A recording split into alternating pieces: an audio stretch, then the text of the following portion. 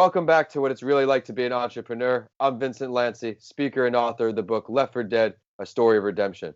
Want to know what it's really like to be an entrepreneur? Well, you came to the right place. Whether you're already an entrepreneur or looking to start your journey tomorrow, or someone who just needs a little extra motivation to get through the day, this is the perfect podcast for you. This is the place where you will learn exactly what it's like in the world of entrepreneurship and hear authentic stories of entrepreneurs grinding on each episode. My goal for this podcast is to help you realize that giving up is never an option. If you missed the last episode, be sure to download it after you tune in today. Before I introduce my guest, I'll share an entrepreneurial story that will inspire you all.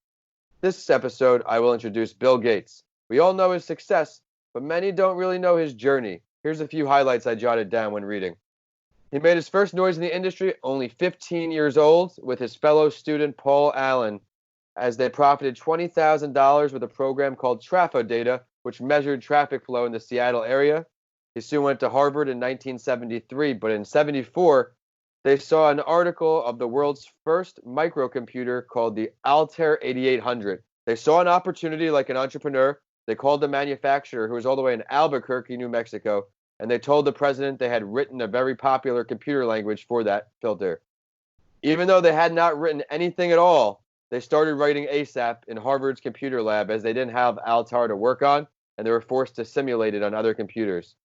When they flew up to test the program, they weren't even sure that it would run, but it did. Gates soon dropped out of Harvard and moved to Albuquerque, where they finally established Microsoft.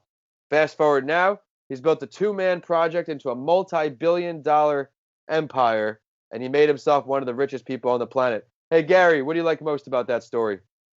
Well, it's just clear of all great entrepreneurs, and that's a great example of that. You don't need to see the completed bridge or the road to start. All you need to see is, okay, the vision that I see where the road can go, and you actually start the process. And that's what great entrepreneurs do. Absolutely. That voice you all just heard is today's guest. My guest on the show this episode is someone I networked with when I first started speaking. I think it is important to network with the people who you're in the industry, not only to learn from, but to also grow with. He had mentored me from New York while I was in Florida and also made time to attend my book's release in my hometown. He's been very supportive, so I'm very happy to have him on the show and share his work ethic and business with you all. Here's my guest, Mr. Gary Parks. Vince, pleasure to be here. It's a great book. Everybody definitely should read it. Great story. A little sad, but really inspiring. And you're a lot shorter in real life than I thought. It's great to have you here, Gary. Why don't you go ahead and introduce yourself with a little preview of your story before we touch on the questions today? You know, being an entrepreneur isn't something that you think about doing. It just sort of happens. I really believe that it's not a curriculum you choose, like, oh, I want to be an accountant or a lawyer. It's just the personality and who you are. You just fall into it. You see opportunities, and you really go for it. Basically what it is, it's really about what is the most efficient and effective way for me to be effective and efficient. So when I started my first business, I was 23, 24. I was in the music merchandise business at the time, and I was working for a company as a sales guy, getting a salary plus a bonus. And I said, hey, if I just kind of was an outside person and ran my own little marketing firm, I have a lot more flexibility, I have more opportunities, and I did it. And that led, for a success for many years in music merchandise. That business eventually, matured out as businesses do because markets change. And then I got involved in telecommunications. And once again, it starts out with opportunities that weren't the best opportunities. And one of the things I've learned is that when somebody is trying to sell you a slice of bread, and no matter how good that slice of bread is, you don't want to buy the slice of bread because you want to get the loaf. And you got to find out, where is that loaf? I don't want to just see the slice of bread. I want the whole loaf. And by doing that, I developed, it was a business associate of mine, one of the largest telecommunications marketing companies actually in the world. At one point, we had 1,500 independent agents worldwide working underneath us. And this is when AT&T broke up and we had the explosion. And that was really a great business until technology basically made what we did a commodity. And so then you have to adjust and pivot. And that's when I started to get into coaching because I really enjoyed helping people. And for the last about 10, 15 years, I developed a coaching practice. And once again, when you start out, everybody's offering you a slice of the bread. I said, let me go for the full loaf. And then that's how you motivate, and that's where I am today. That's a great story. I'm glad to hear it. I know everybody listening will too. Gary, it's time for the Big Five. Each episode, my guest and I go over these 5 questions to help everybody listening in what it's really like to be an entrepreneur. You ready to go? Go ahead. Let's do it. When did you first realize that you weren't happy? What was that moment when you just needed a change, or you realized, like you said, it's time for that whole loaf of bread? That's a great question. It actually happened to me almost in a reverse way because when I first started my own business, I didn't even say I'm starting my own business. I just kind of said, hey, I'm going to work out of my house and have my office, my telephone. I didn't really care where I worked. It could be in a basement, and at that point in time, I was working and everything else. And one of the things about being an entrepreneur, the human mind wants certainty. It wants stability. It just loves that. One thing of being an entrepreneur is that you're not going to have that. So it is very common, especially earlier on, to say, hey, I would love just to kind of go back and get, some certainty. Let me get a salaried sales job. Let me get some, maybe, just some sense of certainty. So after I was doing my own marketing firm, and that was kind of fading out, and I said, I gotta go through this craziness again. I went to work inside for a sales company, and I was there. So, for the first couple of weeks, it was good. It was almost like, okay, I'm rest. I can relax. About a month into it, I was getting a little bored because, an entrepreneur, the goal, what is really their source, isn't about making money. It's about building. It's about building and creating something. And then after about 2, 3 months, I said, I can't do this my whole life. I must do what I enjoy doing. If you're going to do something your whole life, and I have plenty of people who I knew who did things because it made sense. So I know many people who became lawyers who were miserable. I know many people who became accountants who, they're making great money, but they're miserable. To me, it's about being happy. So after doing that for about 2 months, I said, I can't do this anymore. And then that was really where I realized I need to get back. So experiencing what it's like, what the grass looks greener, it's not. Absolutely. Very similar with me. The finance degree went for these big jobs, and it usually comes up every episode or so. The stability, the money is great, but my quality of life just wasn't there. I was commuting an hour and a half minimum each way to work in bumper to bumper traffic. You don't get those hours back. That's not paid hours. That's just wasn't for me. What would you say one or two of the most What's interesting is I don't think you would mind commuting an hour and a half back and forth if it was for, let's say, speaking to a group of people about your story and about how to help them. So I think it's not so much the commuting. I think it's just what you're commuting for. Well put, and that's a great insight on it. Couldn't be more true. It was time for me to follow my passion full time. As an entrepreneur, everybody goes through the ups and downs, and I went through a really high up right when I started, and then sizzled and finding the consistency. It was tempting to try to just get that comfort, that security back, and I did it. But when I looked into my heart, it was time to touch more lives. What would you say, Gary, one or two of the most difficult parts of being an entrepreneur? The fact that you're on a roller coaster ride. Exactly. And there's gonna be a drop. So the point of the matter is that you have to be able to be very flexible and know how to pivot very quickly. You can't get stuck into something and then say, okay, and now I can relax. The minute you do that, you lose. You have to act as if you can lose your business tomorrow. You have to always go out there and keep building. The process has to be just what you do. And no matter how much money you make, no matter how successful you are, if you stop building, you will eventually die. So it's that, it's like, okay, good. It's like, going on a roller coaster, that big drop. Okay, now I can catch my breath. And boom, another drop. Oh my God, really? And that's really the hardest part. I agree with you there. What would you say one of your greatest failures is, Gary? And what did it teach you? Wow, so many failures. Um, I think my greatest failure in looking back was probably staying in my telecommunications marketing firm. We saw the signs that the business and the technology was changing. And because it was so successful for such a period of time, and technology moves fast, and so does the results, positive and negative, obviously. You don't want to say, hey, maybe it's time for me to adjust and shift. So perhaps I could have pivoted a little bit earlier on. So I think that what that did is kind of made me just more aware of the red flag, so to speak, and say, okay, this is a bad thing that's happening. Let me take a step back and let me reposition myself. And when I got into coaching, I was involved in different coaching. I did move markets of my where I was coaching pretty quickly, based on the fact that, okay, I tested it. I see what this audience is like. I see their limitations. I'm not going to argue with the limitations. I'm going to then adjust myself to find a space or a market with as less limitations. So it's the pivoting. So I think that was, in retrospect, it was the biggest failure that Yeah, I maybe had.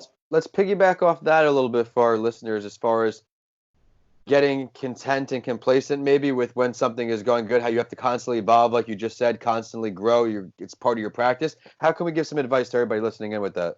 The first thing I tell all my clients, business fails when they're successful. Um, Most accidents happen around when you drive around the house or the neighborhood. Why? Because you forget the stop sign, or you forget to look. When you get comfortable, uh, you stop to the little things you stop doing, and this is with anything. So again, you have to be committed to the process and not the end result. The end results are meaningless. The process means everything. And if you are doing the process correctly, you will get the end result on a consistent basis. If you just focus on the end result, then the minute you hit the end result, it becomes a goal. Then basically what happens is you kind of turn off, right? You stop. And so the idea is to really be committed to the process, tweak the process, make the changes and adjustments as necessary. Always be evaluating. Don't always be closing. Always be evaluating. And then, basically, that's the key. Always fix things, make them better. And we can talk about companies like AOL and Xerox and a Hey, oh host of other. wow, wow. Yeah, that were very successful, and they were late because then Facebook came along. Xerox, with copy machines. Then digital came along, and they were slow on accepting the fact that things are changing. And by the time they pivoted, it was too late. Great insight, Gary. If you could choose to have a conversation and learn from any entrepreneur, history, dead or alive, who would it be? Give us some information on what would be happening there. Wow, that's a great question. I'm in a fortunate situation.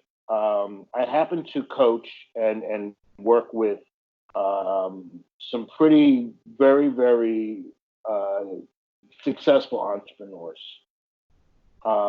These are the people that are in the same ballpark as the Warren Buffetts and the Bill Gates.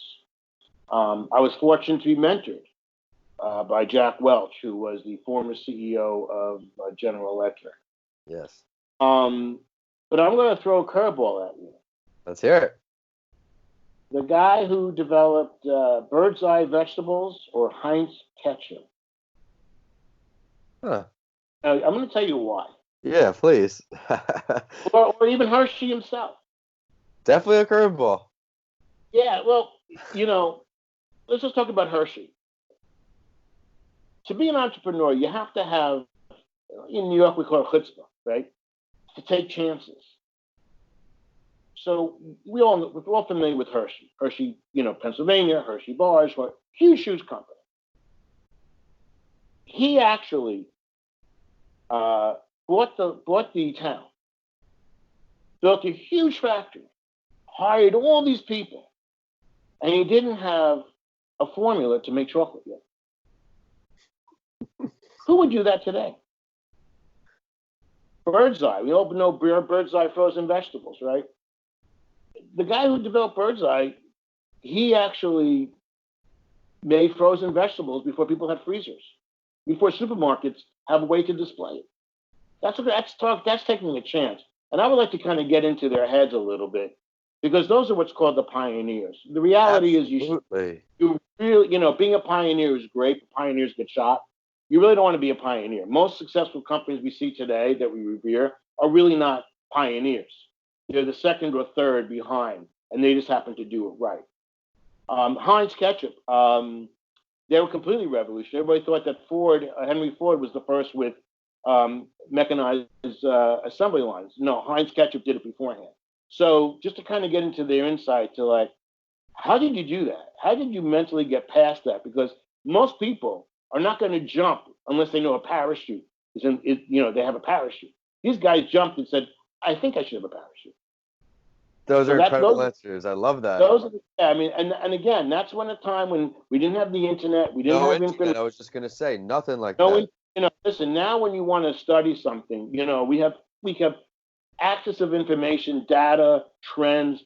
That's all based on gut back then, and that's really what an entrepreneur is about. Unbelievable answers. I'm glad our listeners can hear all that. Where do you see yourself in these entrepreneurial endeavors that you're working on, whether it's just coaching? Do you see branching out to something else? Let's look into the future, which I know is tough as an entrepreneur, but let's go 1 year and then 5 years. 1 year from today, we're recording this right now, January 2020. What are we thinking? Whatever makes me happy. Love it. That's it. I really am fortunate that I really love what I do. I'm fortunate that I can help people. I feel that there's something called emotional compensation, and that is so important. We all know what financial compensation is, and most people are driven for financial compensation. Emotional compensation is when you really feel good about yourself or what you do. You feel a sense of accomplishment. That's what happiness comes from. And that's why they say money's not going to make you happy, and it really doesn't. I have a lot of people who I work with who are very wealthy, top producers in their field, and they're miserable because, once you make a lot of money, you're not happy what you're doing. What are you going to do? They're making $1 million, $2 million a year. You're going to walk away from that?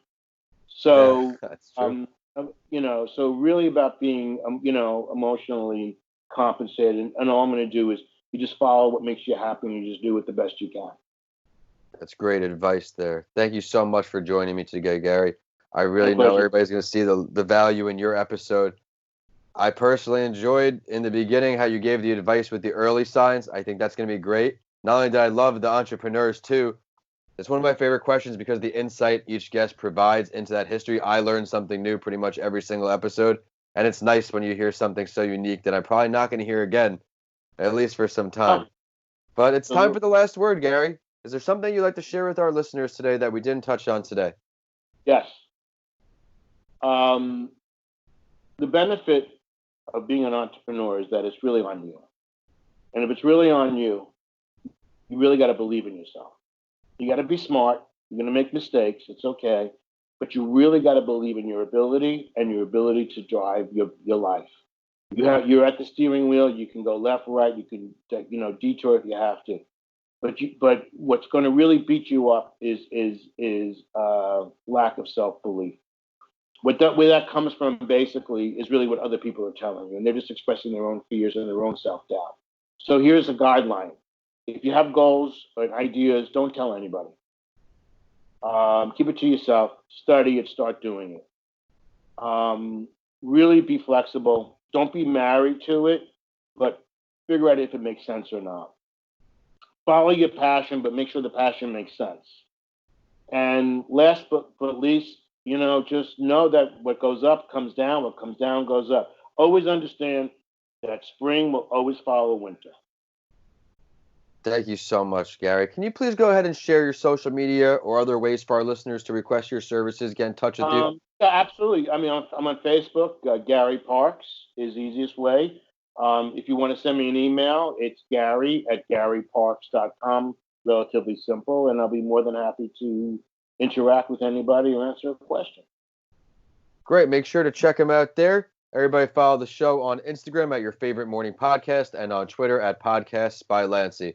I'm at Vincent A. Lanci on all social media and YouTube, and my website is vincentalanci.com. Make sure to check out my book, Left for Dead, A Story of Redemption, on Amazon now, and be sure to DM me or email me. Let me know what you think. If you enjoyed today's episode, please continue listening and rate What It's Really Like to Be an Entrepreneur 5 stars. I work really hard to find value-delivering stories for you on each episode. As always, I'll follow the last word and end the show with a quote that inspired me, and I know it will for you too. Do something today that your future self will thank you for. Thank you for listening, and I'll see you on the next episode of What It's Really Like to Be an Entrepreneur.